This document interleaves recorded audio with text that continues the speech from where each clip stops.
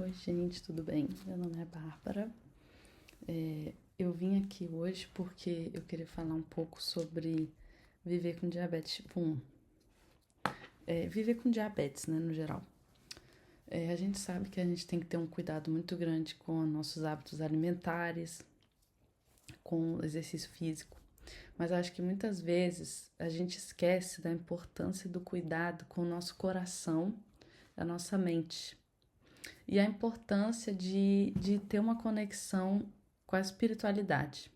Claro que o que eu tô falando aqui é a minha opinião, tá? Mas eu vou contar minha opinião e a minha jornada.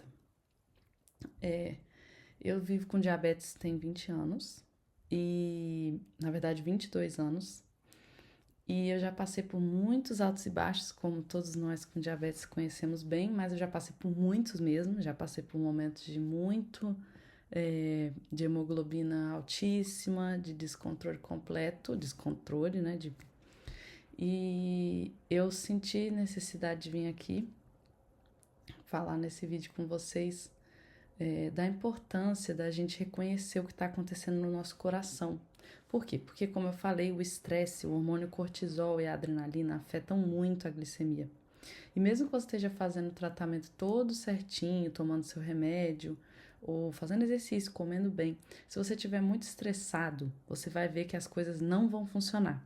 Porque o cortisol e a adrenalina, elas geram resistência à insulina. Então você vai acabar fazendo tudo e mesmo assim não conseguindo estar com a glicemia boa, né? Boa assim, né? Nos números ideais que a gente tem. Então, a primeira coisa que eu queria convidar vocês é para ter um diário. É uma coisa bem simples, mas eu acho que as pessoas que têm diabetes tipo 2, também todas as pessoas com diabetes precisam ter. É bom para a gente ter esse hábito de reconhecer como a gente está se sentindo todos os dias e o que está movendo as nossas escolhas, porque também nossos hábitos de autocuidado eles vêm de como a gente está se sentindo e pensando, né, da combinação dos dois.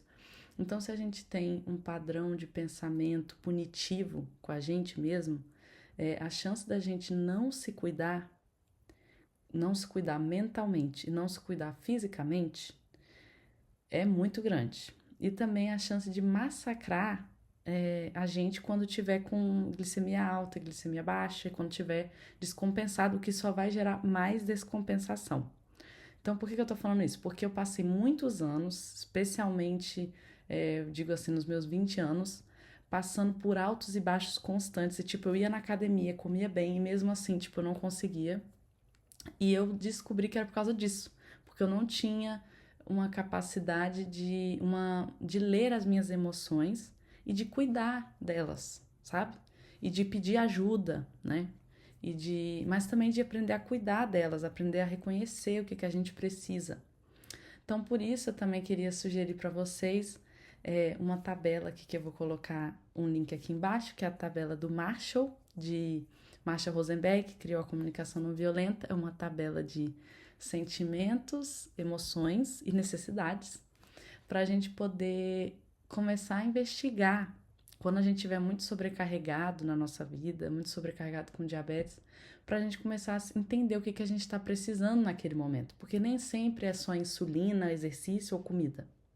Às vezes é um abraço, às vezes é uma conversa, às vezes é um desabafo, às vezes é uma oração, às vezes é uma conversa muito honesta com Deus ou com alguém, né? E assim, eu sei que eu sou cristã, então eu vou trazer isso aqui, mas eu sei que a gente a gente precisa reconhecer, né, que tem uma perspectiva maior, um olhar, a gente precisa ter esse olhar de cuidado sobre a gente, entendeu? Que pode vir através de Deus, dessa relação com Deus, mas também é, apenas se colocar nesse lugar de quem está olhando de cima, né, e vendo o que está acontecendo, quais são os padrões que a gente está vivendo, né, quais são as coisas que estão movendo as nossas decisões de alimentação, de exercício. Por que a gente não quer fazer? Tipo, não se julgar, entendeu? Mas perguntar por que a gente não quer fazer, o que a gente sente quando a gente faz, o que a gente está tentando evitar. A gente está tentando evitar a vergonha? A gente está tentando evitar a vergonha porque parece insuportável pra gente? que a gente precisa para conseguir suportar, que tipo de suporte a gente precisa, entendeu? Quando a gente não consegue suportar uma coisa, a gente tem que pensar tipo de suporte a gente precisa. Então era esse o meu vídeo de hoje. Eu vou trazer sempre uma palavra ou outra, mas isso, lembrem-se de olhar para o coração de vocês, porque o coração de vocês e a mente de vocês é o centro de onde as outras decisões vêm. Isso também vem para mais um fator. Quando você está muito descompensado, quando a glicemia está muito descompensada, você vai observar que você vai se sentir meio maluco. Você vai se sentir muito instável. E por isso também é importante ter relações onde você pode conversar abertamente dessa situação, sem julgamentos.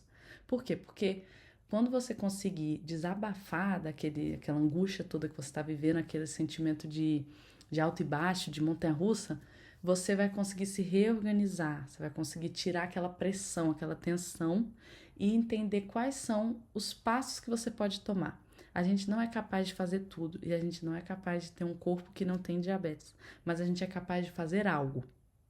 E isso é muito importante. A gente não precisa fazer tudo, não precisamos ser perfeitos, porque isso não existe, e a gente nem é capaz de agir como um pâncreas, mas a gente sempre pode fazer algo por nós mesmos.